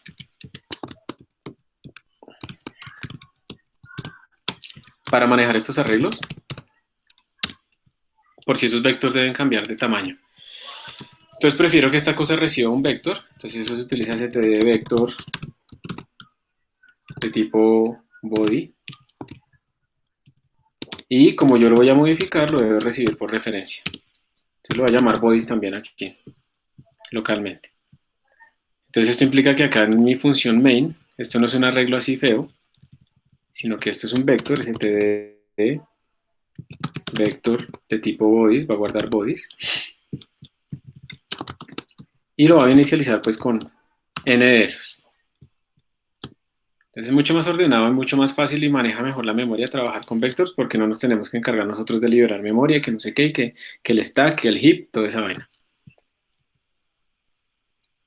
Vamos a hacer las otras variables, time step, entonces voy a copiar y pegar. El time step debería recibir también mis cuerpos y debería recibir el tiempo, ¿no? El dt. ¿Sí o no? Porque pues es lo que va a hacer es cambiar de la posición actual a la posición nueva en un delta t dado. Entonces también debemos definir otra variable dt y lo vamos a poner como esto, pero eso no es arbitrario. Uno tiene que ir cuadrando a ver cuál es la que funciona apropiadamente. Si el dt es muy grande, no le funciona a uno. Entonces uno tiene que ir disminuyéndolo hasta que las cosas les den bien. Start time integration.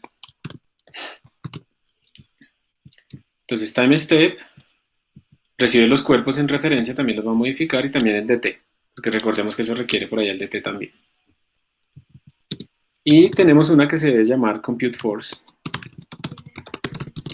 que recibe a los cuerpos por referencia porque les va a calcular la fuerza. Y por ahora no necesita el dt, la fuerza no necesita el dt, pero a veces requiere el tiempo, pero por ahora no requiere nada, entonces dejémoslo así. Vamos a ver después qué necesita. La función print system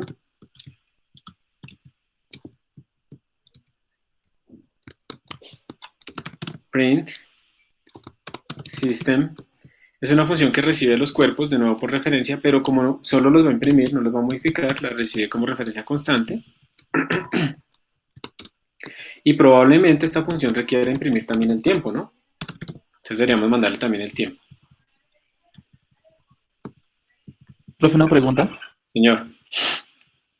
No entiendo la diferencia entre la línea 22 y 23. 22 y 23. Yo tampoco no sé qué fue lo que hice. Time step, aquí era el nombre, que era start time integration. Gracias.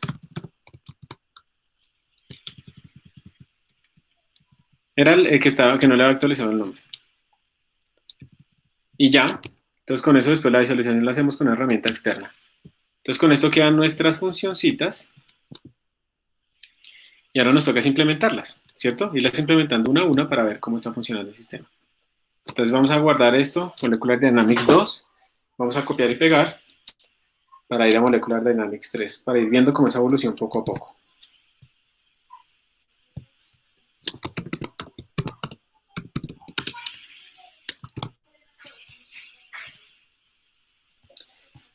Entonces,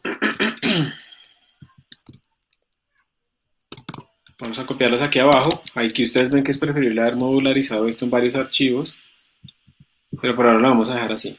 Entonces yo sugiero que hagamos lo siguiente, que hagamos una función, la función printSystem, imprimámosla de una vez, para que nos imprima el sistema y empecemos a ver si le hacemos condiciones iniciales, si esto está haciendo algo, el time step, el start integration y todas esas cosas. Entonces arranquemos con la función printSystem. Esa función printSystem, pues lo que va a hacer es imprimir el sistema. Por ahora pues hagamos esto, miren, que imprima a un archivo. ¿Quieren que imprima un archivo o que imprima la pantalla? ¿Qué prefieren?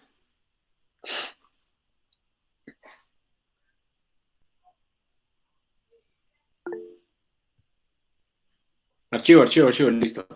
Entonces de una vez recordemos cómo se imprime un archivo. Entonces tenemos que incluir un nuevo encabezado, que es fstream, de file streams.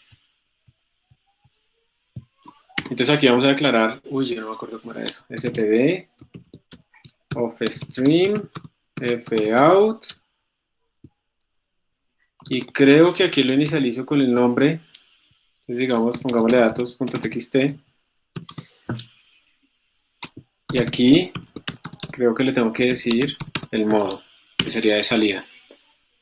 Bueno, vamos a ver si es así, si no, pues buscamos. Aquí le podemos hacer la misma especificación de formato para que imprima con notación científica. fao.precision era 16, creo, 15, lo ponemos.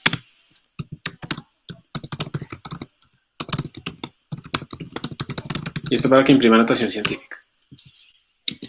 Y entonces aquí vamos a imprimir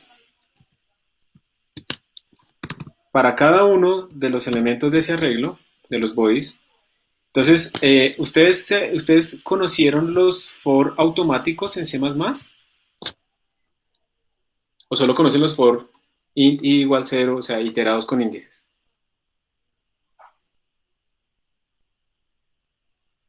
Solo los índices. No, profe. El de Paola no se acuerda, porque eso casi no los usamos. Los for automáticos lo que hacen es recorrer automáticamente los arreglos sin que uno tenga que decirle dónde arrancan, dónde terminan y demás. Entonces uno simplemente lo que hace es esto. Le pone aquí auto. Le voy a poner por referencia, bueno, pongo aquí digamos cuerpo, dos puntos, bodies. Entonces a ver, miren, bodies es un vector, un arreglo, que tiene muchos cuerpos en general. Este for escrito de esta manera, lo que está diciendo es, voy a ir recorriendo cada uno de esos elementos.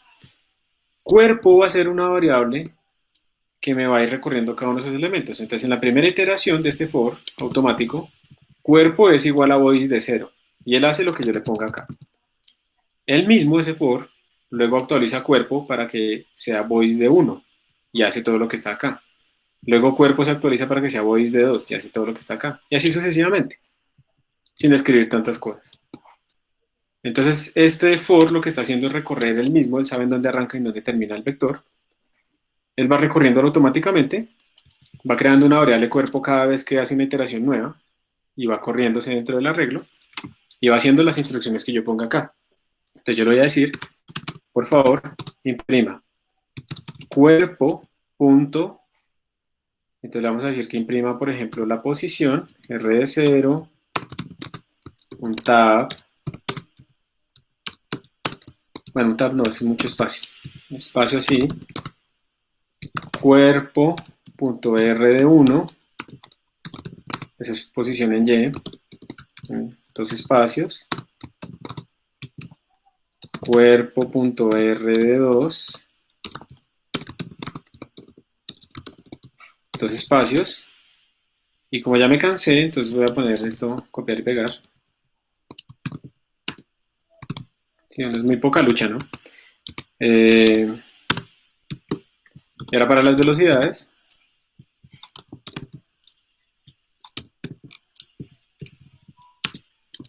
Y ahora para las fuerzas.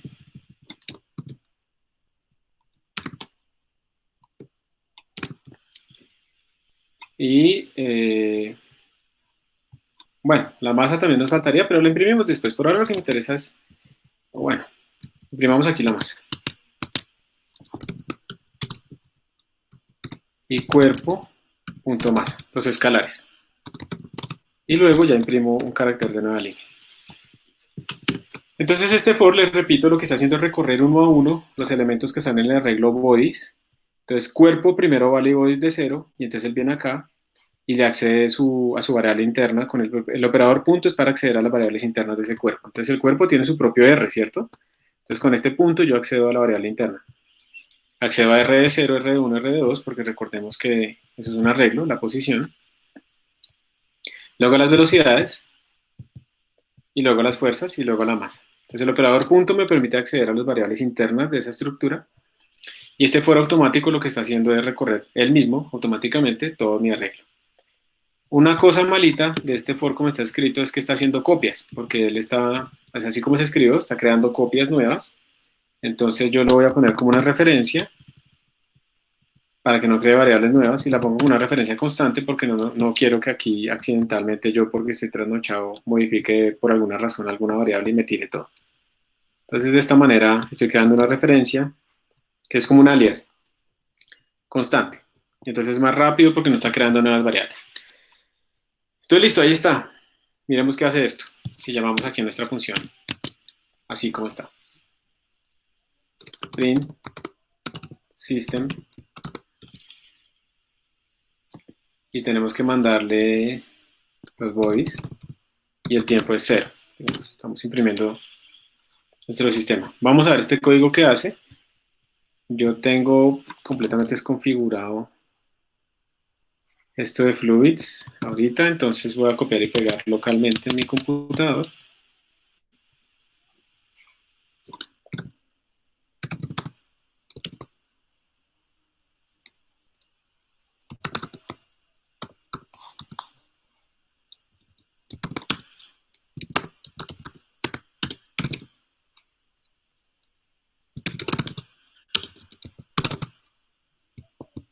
¿Será que me de qué?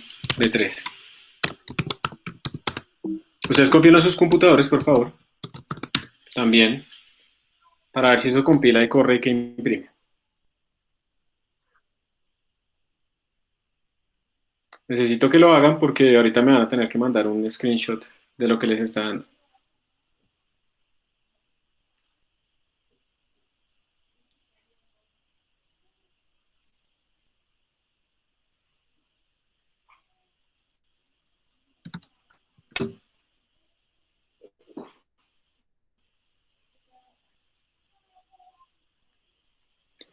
Bueno, lo pego. Ahí ya está.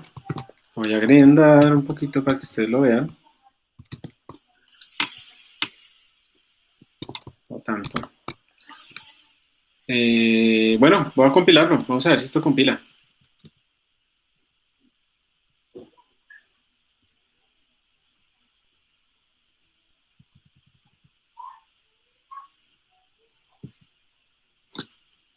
Aquí está mal el offstream. Hay un error en offstream. Déjenme, yo busco rápidamente offstream examples.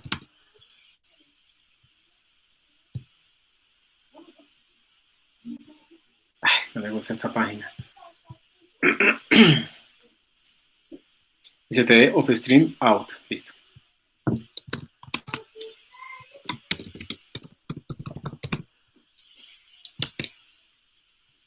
Voy a corregirlo también en Fluids. STD offstream out. La próxima clase vamos a utilizar Replit para ver cómo nos va.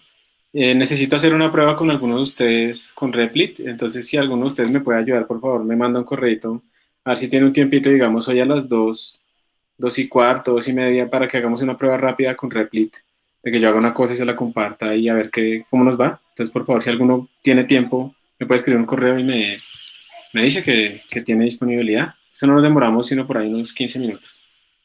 Gracias. Sí, era por eso, Carlos Felipe. Tener dos outs, entonces bueno, tenemos esto. Voy a compilar, a ver si esto compila. Recuerden que yo le pongo el -9 para que me utilice, porque estoy en el Mac, usted no tiene que ponerle el -9. Ahí me compiló. Mira que cuando yo lo ejecuto, no sale nada. ¿Por qué no sale nada?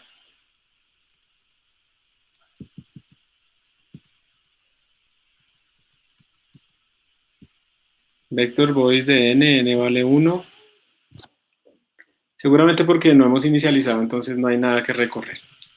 Entonces nos falta poner la función de condiciones iniciales. Implementémosla de una vez.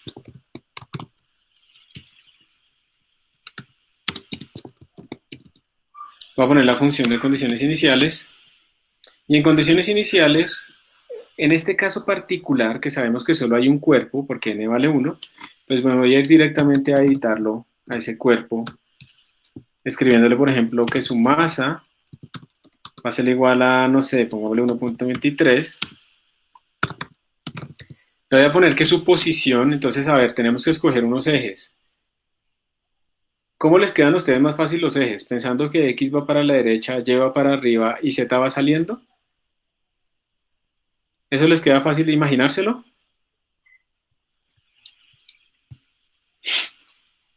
Chicos, respondan.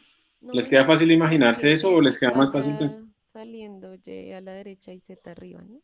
Pues, Entonces, la otra que tú dices sería X saliendo, Y a la derecha y Z arriba. ¿Así les queda más fácil entonces? pues a mí sí. No sé. Listo. Como fuiste la que habló, entonces vamos a hacer ese. Entonces, ojo porque nuestros ejes... Uy, yo no sé cómo hacer este carácter ASCII. Acá. Nuestros ejes van a ser así. Z es hacia arriba. Vamos a correr esto un poquito. Ay, ¿para qué me pongo a hacer esto?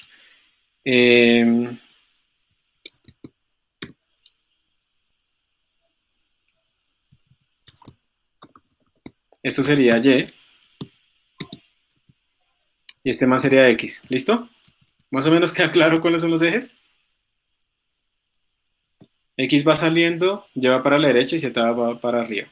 Entonces, si yo quiero poner que esta partícula esté a una altura inicial, yo tendría que editar esa B de 2. Quiero que esté en X igual 0, Y igual 0, pero Z sí va a cambiar. Entonces, perdón, voy de 0, punto R de 2, y le vamos a dar una altura inicial, digamos, de 7.86, digamos. Y si quiere, también cambiémosle la velocidad, démosle una velocidad inicial hacia arriba, entonces voy de 0, punto velocidad del 2, igual, y le vamos a dar una velocidad hacia arriba, por ejemplo, que haga una parábola, 1.32, o sea, no traten de coger valores que sean múltiplos entre ellos, sino diferentes, para que no vaya a haber por ahí algún tipo de trampa. Entonces, al hacer esto, voy a ir a función main, y antes de llamar a print system, le voy a decir initial conditions en mis bodies. Voy a copiar todo esto otra vez. Profe, Señor. cuando en masa está en español, que usted escribió en el body, se escribió masa. Listo, ya lo puse más. Muchas gracias.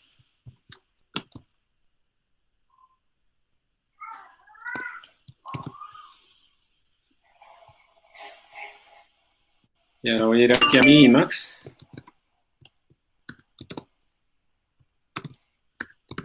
Voy a borrar todo esto y le voy a pegar esto nuevo. Listo. Bien.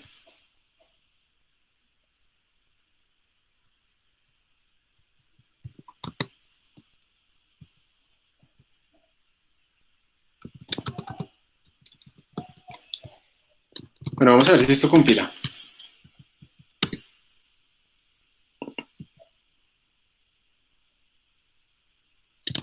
Aquí. Voy a copiar los encabezados.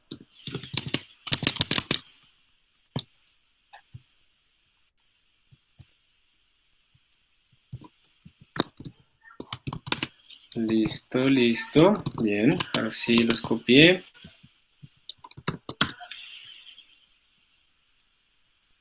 Random member masa. Pero sigo con eso. más. G++, tin. Y si yo lo ejecuto y lo corro, no me sale nada. Profe, es que le está enviando al archivo Claro, me está datos. viendo. Sí. Y ahí en el archivo sí me está saliendo. Miren, ahí está el archivo con los datos. Entonces, voy a copiar este código que ya le arreglé, lo de la masa.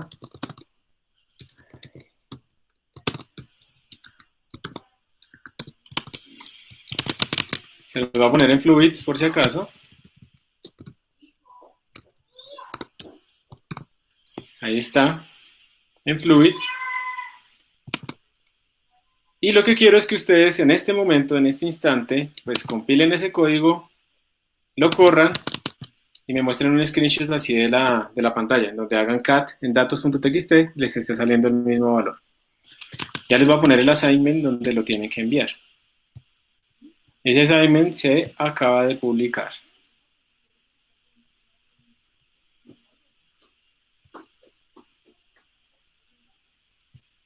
Entonces ustedes tienen que subir ahí algo, ¿no? ¿Sí se puede subir algo ahí? ¿Me hacen el favor y me confirman?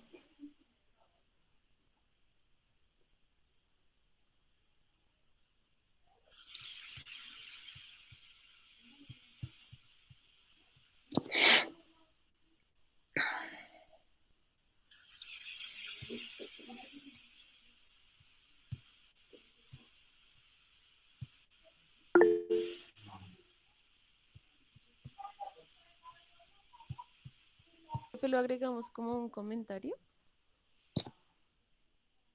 Cuando ustedes lo agregan como un comentario, ¿pueden adjuntar ahí imágenes?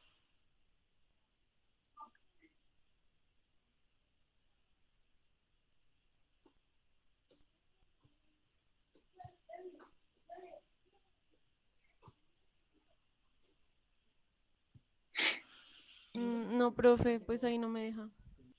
¿No? Entonces déjenme un momento, voy a crear una forma temporal. Y en la cuestión, en la única cuestión que le sale a esta niña, require the file upload.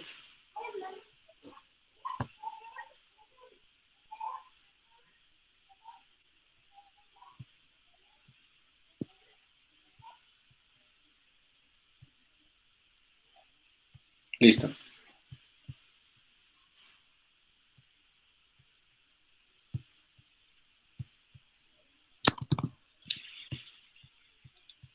Entonces, por favor, esto ya está actualizado. Por favor, recarguen la página de Classroom. Ahí les apareció una forma y ahí es donde la tienen que subir.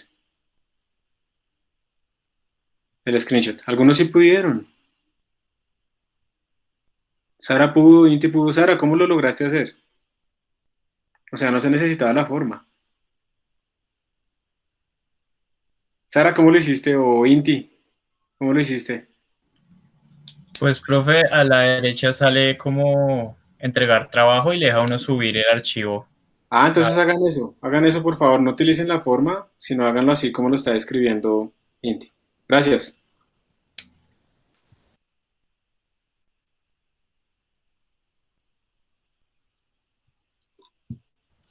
Profe, yo ya o sea, lo subí en el formulario, ya no me deja subir, o sea, quedó como entregada. Sí, no pasa nada, déjalo así, Bueno, vale. pero la próxima entonces sí lo pueden subir. Entonces, Profe, no me queda claro el pantallazo que debe contener. el pantallazo debe contener la consola en donde se muestre que ustedes compilaron el código, lo corrieron y después que datos.txt pues tiene ese contenido. Le voy a compartir mi pantalla para que lo vean.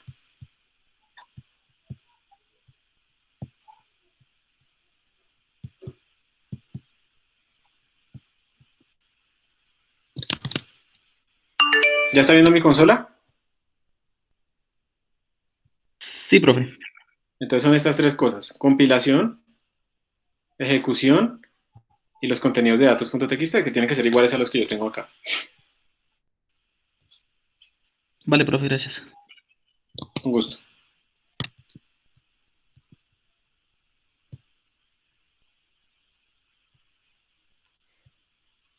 Aquí yo estoy como otro usuario. A ver, yo soy aquí otro estudiante que puse de prueba. Entonces, añadir o crear. Ah, sí, miren. Miren, chicos, miren mi pantalla un momento. Yo no tenía que haberle mandado ese file. Eso solo se utiliza para muchos archivos. Pero miren, ustedes aquí a la derecha dice añadir o crear. Y aquí dice archivo. Y lo suben. ¿Sí o no que es así? Inti o Sara. Sí, profe. Sí, profe. Y le dan aquí archivo y aquí pueden subir su archivo. ¿Listo? Y después le dan marcar tarea como completada. Entonces no es acá como comentario o comentario privado, sino que es aquí en añadir o crear. Para la próxima. Bueno, entonces ya varios lo han enviado, entonces bueno, vamos a volver acá.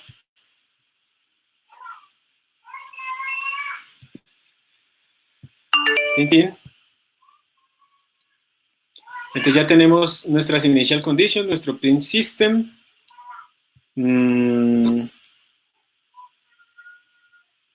Y ahora lo que hay que hacer es llenar cada una de esas tres funciones, el time step, el start time integration y el compute force. Por ahora empecemos con la más fácil, que es compute force. Entonces voy a ir acá, bueno, voy a copiar todo esto. Copiar acá el que me compiló.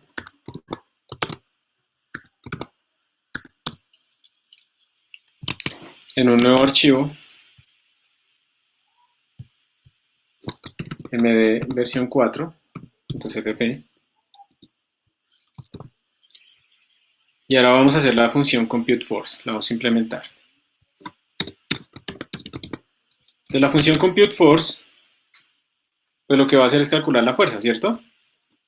Entonces en general, como tenemos muchos cuerpos, en general lo que vamos a hacer es un for sobre todos los cuerpos. Entonces voy a copiar este for automático. Digamos que lo hago con el for automático porque no necesito los índices. Y por cada uno de esos cuerpos voy a añadir por ahora solamente la gravedad. Entonces add gravity. Entonces, el sistema tiene el tiempo, sí, estamos imprimiendo el tiempo. Add gravity. Entonces,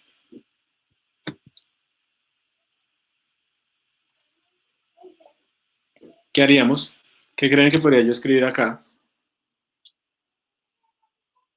La fuerza de la gravedad, ¿en qué eje actúa? En Y. En Z. Ay, es en Z. En Z, de acuerdo a esos ejes que escogimos, ¿cierto? Entonces, como escogimos esos ejes, actúa en Z, entonces lo que haríamos sería decirle cuerpo, punto, su fuerza en Z menos igual a cuerpo punto su masa por esa constante que pusimos arriba. ¿Por qué le pongo menos igual? Porque en general uno lo que está haciendo es sumatoria de fuerzas. Pues el menos es porque va para abajo. Pero eso implica que entonces uno lo que primero tiene que hacer acá es resetear todas las fuerzas de los cuerpos. Porque si no las reseteamos, pues no vamos a hacer una sumatoria apropiada y estaremos sumando las fuerzas de los pasos anteriores. Entonces, antes de hacer esta cosa, tenemos que resetear las fuerzas. Entonces, ¿eso cómo lo hacemos? Para cada cuerpo, le decimos cuerpo de F0 igual a cuerpo de F1 igual a cuerpo de F2 igual a 0.0. O sea, es muy importante que ustedes primero reseteen todas las fuerzas, porque después van a empezar a sumarle fuerzas a esos cuerpos. Si no hacen ese reseteado, estarán utilizando fuerzas de pasos anteriores. ¿Ok? Entonces, no sé si lo están viendo, pero digamos aquí lo que ustedes tienen son como implementaciones de la mecánica. O sea, hay que tener en cuenta que no se pueden olvidar de la física. Es física básica. Yo sé que ustedes son cuánticos, cuerdas, relatividad, toda esa vaina. Yo de eso ya no me acuerdo casi nada. O sea, ustedes en este momento con total certeza saben mucho más física que yo. Entonces yo sé que para ustedes esto es muy básico, pero no se puede olvidar. Por muy básico que sea, uno tiene que tener en cuenta todas estas condiciones ahí. Entonces primero resetear todas las fuerzas para poder hacer las sumas. Y luego pues sumar. Entonces estamos sumando aquí simplemente la fuerza de la gravedad. Entonces aquí, por ejemplo, después de hacer las condiciones iniciales, faltaría la condición inicial de la fuerza, ¿cierto? Porque la fuerza no la hemos calculado. Entonces podríamos decirle, venga, ¿cómo es que se llama esa función? Compute force. Compute force en nuestros cuerpos. Y quiero que observen que si yo hago esto, voy a copiar y pegar.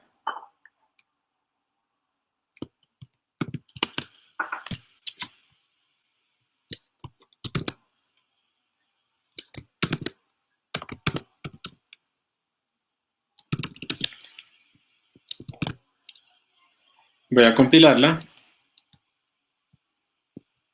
Aquí me dice que hay unos errores. Read only. Compute force, bodies.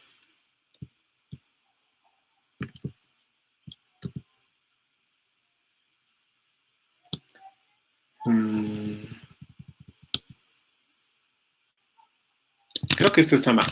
Voy a hacerlo yo aquí directamente, voy a compilar. Entonces G++, B4.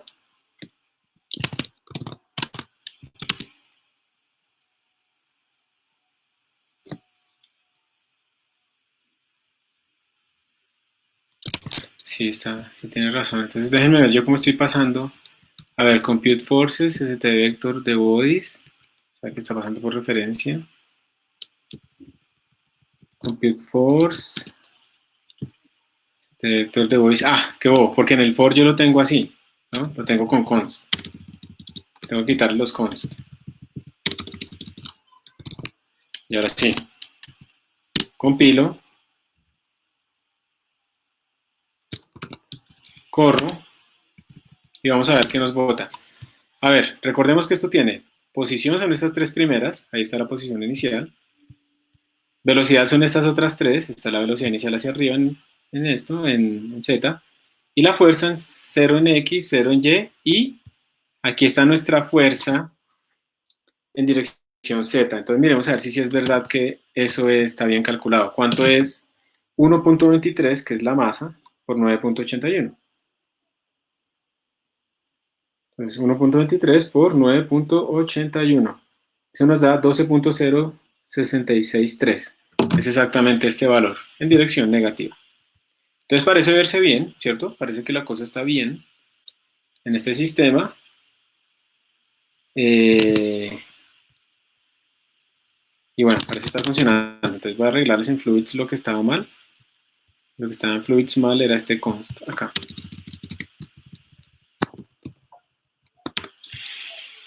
Bueno, y entonces vamos a parar acá. Y les queda a ustedes de tarea, para que no se pierdan en la próxima clase, les queda a ustedes de tarea crear un archivo MD versión 5 y tienen que implementar la función Start Time Integration y Time Step con el algoritmo del leapfrog. Van a implementar el algoritmo del leapfrog.